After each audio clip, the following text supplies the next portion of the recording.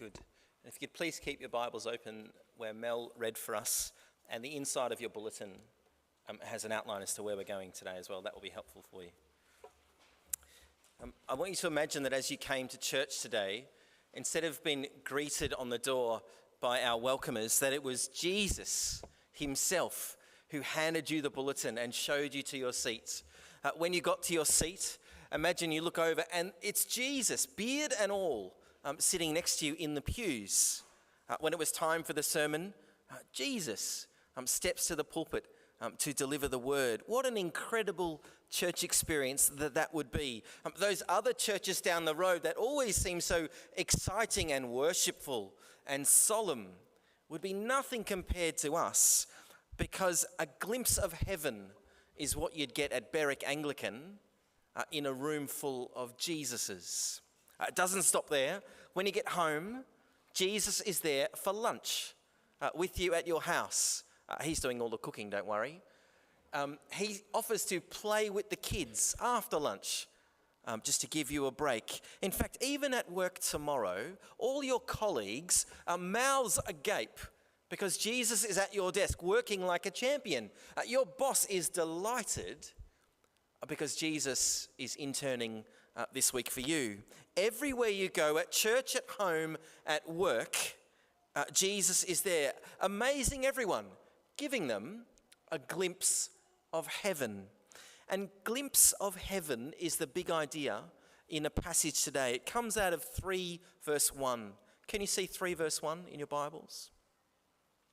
If then you have been raised with Christ, seek the things that are above, where Christ is, seated at the right hand of God. Set your minds on the things that are above, not the things on earth. For you have died, and your life is hidden with Christ in God. You see, despite appearances, despite your feelings, if you're in Christ, then you're already in heaven.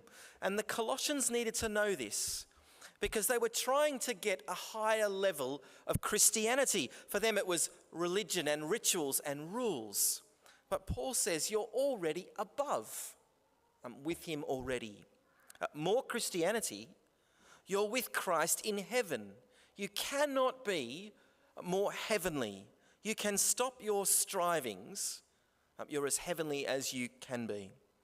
And as we seek the things above, as we set our minds on the things above, it will transform our life on earth.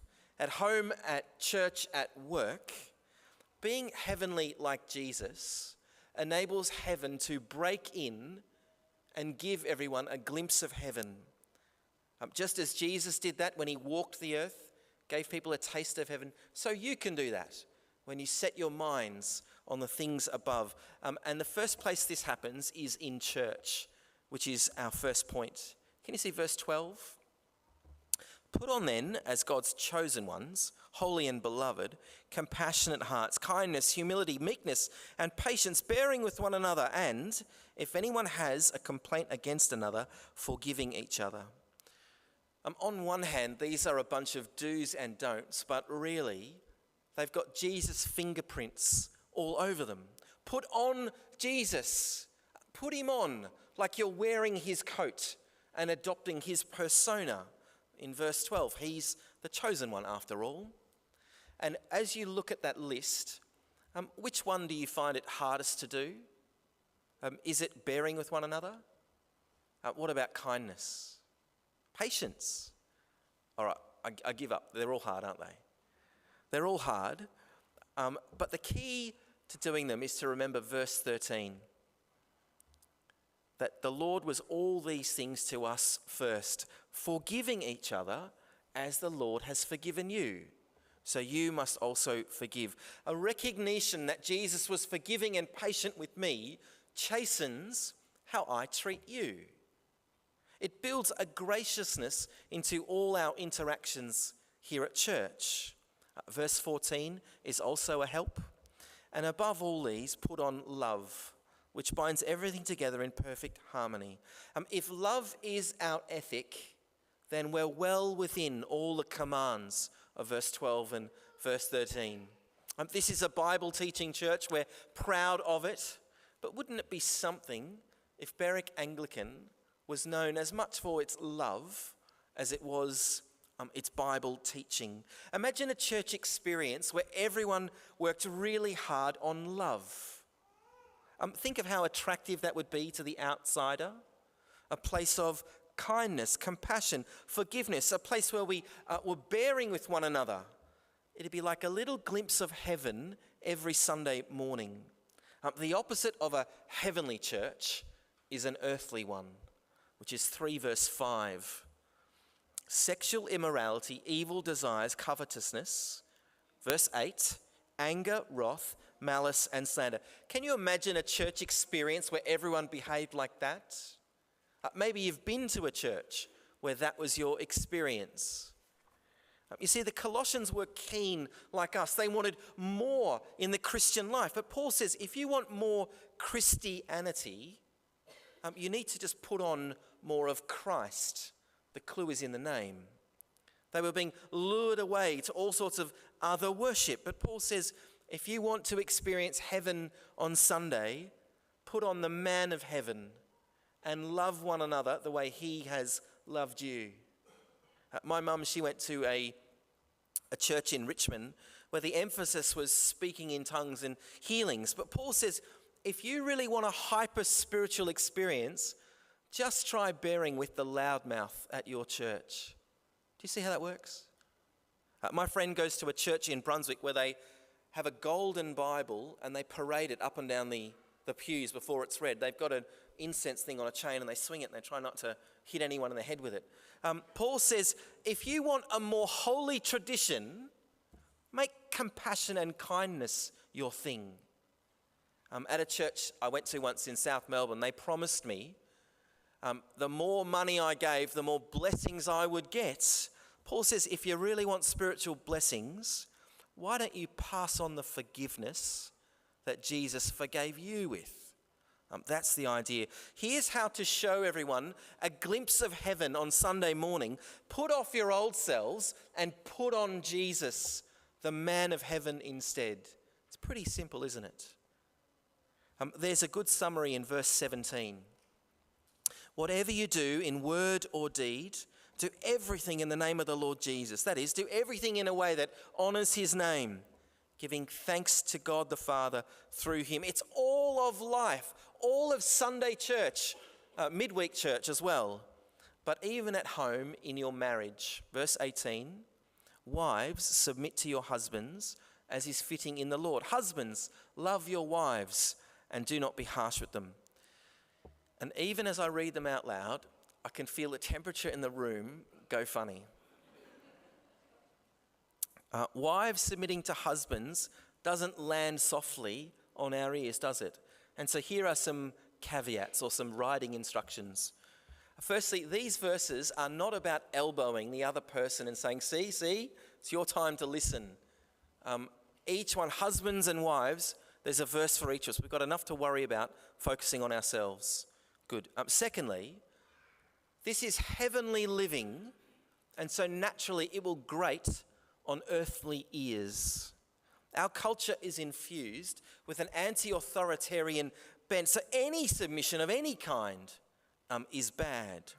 Our culture paints a Christian wife as a caricature of someone who's passive and oppressed and silenced. That is not the Bible's idea. What's more, our culture says that submission means being inferior because our culture attaches status to role. The Bible does not agree. In fact, even at the cross, Jesus submits to the will of the Father. The Holy Spirit is described as a helper, the same way Eve was to help Adam. Is the Holy Spirit inferior to humans? Of course not. Is Jesus inferior to the Father? No, of course not. This whole series, he is everything. The point being, wives, if you're better than Jesus, then you don't need to submit. That's the point. Verse 18 says it's submission as is fitting in the Lord. And so the limit is until your husband asks you to sin. That's the limit, as is fitting in the Lord. And finally, most importantly, Submission is not a mandate for wives to stay silent where abuse is going on. We bristle at submission, don't we? Because there have been husbands who insist on verse 18 without any of the love of verse 19. Love is the overriding ethic for the husband. It immediately rules out any oppression or abuse in the marriage. Good. And so to help me, Ephesians 5 says the exact same words that we've got today. It says, the husband is the head of the wife, even as Christ is the head of the church, his body and his Saviour. Now, as the church submits to Christ, so also wives submit in everything to their husbands. Headship and submission is the Bible's model for Christian marriage for this reason.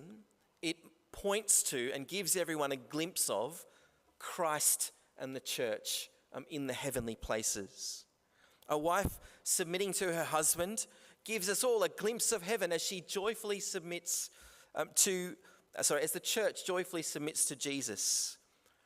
Inversely, a wife who takes the lead off her husband is disordered. Why? Because she's effectively saying that the church got a promotion, that the body is now equal with the head. That is a disordered universe. So that is why that's the case. Wives, your husband will need to hear your opinion, to understand where you're coming from. But submission means trusting him to have the final say. It's giving him the space and time to make a decision. So my marriage, Rachel and I suppose, as the minister, our marriage is on show in a way. And so some big decisions for Rachel and I have been which country we live in, when and where we move, how we invest our money, how we use our free time. In all these things, I need to hear Rachel's opinion, but then she graciously has let me have the final say. Submission is not about who is smarter or more capable. It's about a godly order, one that reflects Christ and the church. Since I'm in deep water, I might as well keep going. It's easy in our culture today. It's easy to point fingers at husbands and develop a caricature of men that are always abusive. But the Bible says that we're all sinners, and so I guess it means wives are just as capable of abuse. Violence is less available to women, but there are other ways of force. Emotional manipulation, disrespecting him in front of others, behind his back, I told you so's. These are not loving submission, this is corruption. One commentator says, submission is the disposition to honour and affirm a husband's God-given authority and an inclination to embrace his leadership within the marriage. I'll just say that again. Submission is the disposition to honour and affirm a husband's God-given authority and an inclination to embrace his leadership within the marriage. I needed to get a woman's point of view, so I asked Rachel. She said this: it's easy to submit when Vijay is leading well and agreeing with my opinions. But when Vijay is not holding up his end, or when he makes decisions that I disagree with, that's when submission is needed. Thank you, Rach. But it will cause her to lean on Jesus more. What's going on? Sorry. When I'm not being great,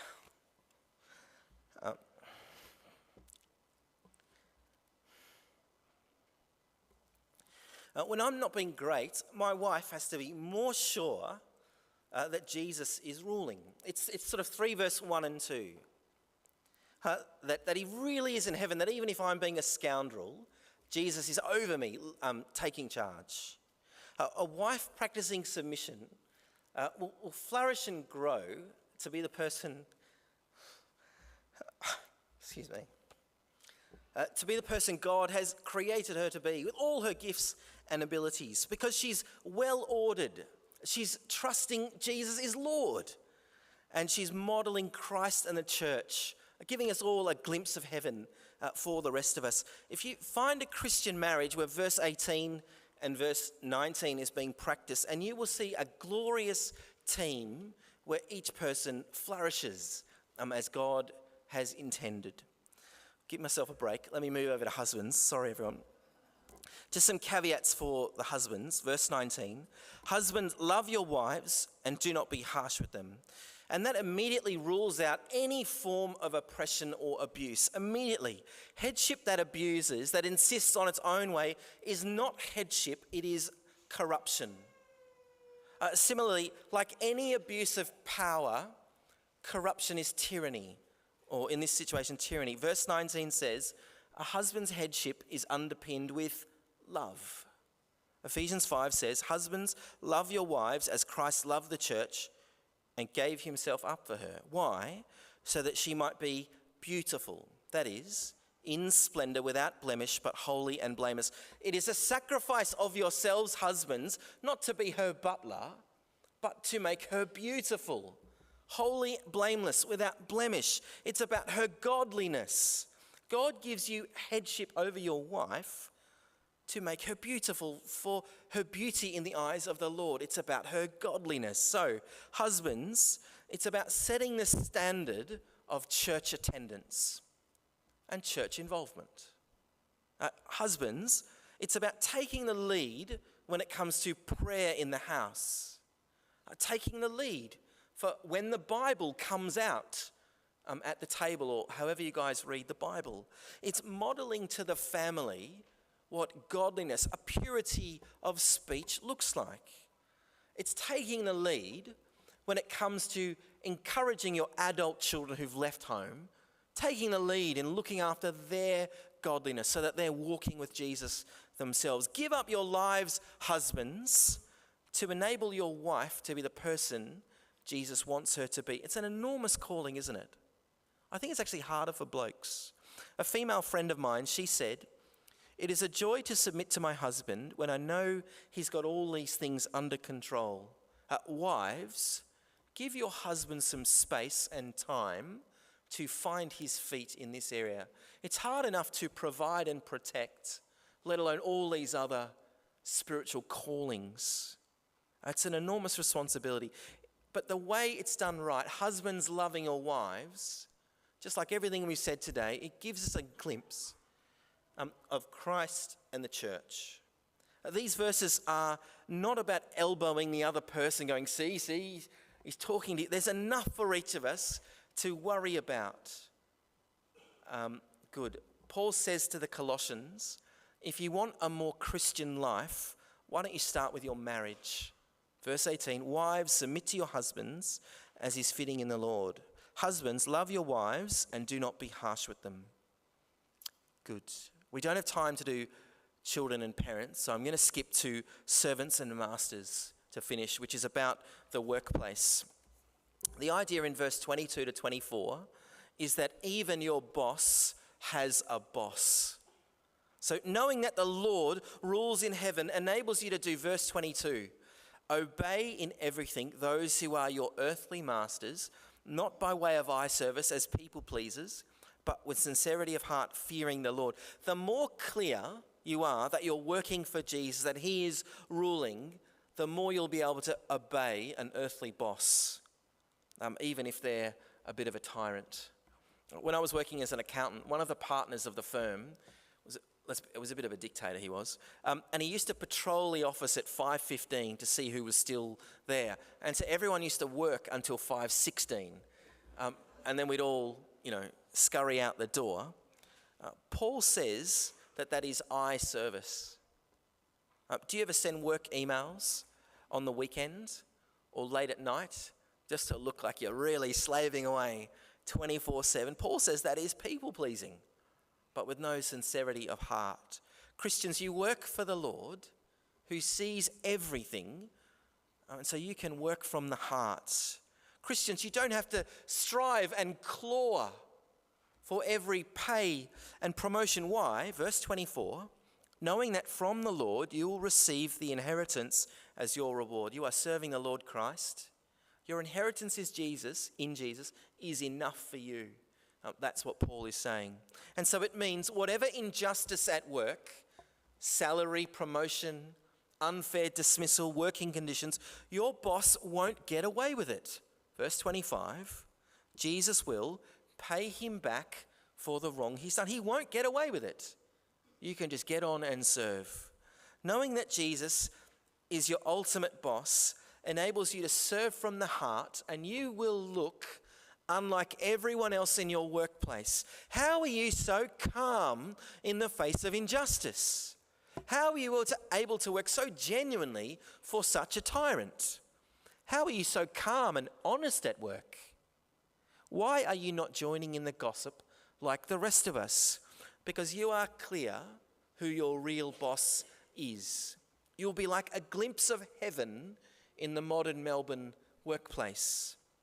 And so if you really want to be more spiritual like the Colossians, forget about the rituals. Why don't you just obey your earthly master on Monday morning with a sincerity of heart?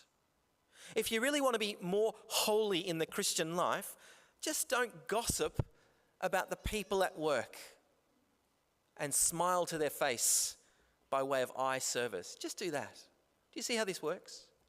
If you want the next level of Christianity, just be honest about your timekeeping when you work from home. It's pretty simple, isn't it?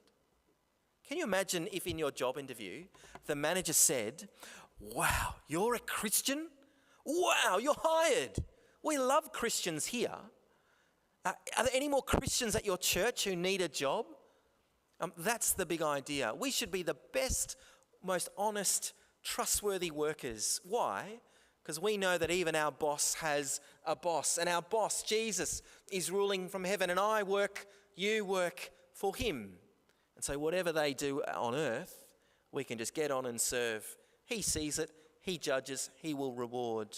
Church life, married life, work life. The summary is verse 17. Whatever you do in word or deed, do everything in the name of the Lord Jesus. That is, do everything in a way that honors him, that puts him on to yourself, giving thanks to God the Father through him. And so let me pray, and then we'll sing, and then we'll have some questions. Father God, we thank you that the Lord Jesus is ruling and that we are in him above in the heavenly places.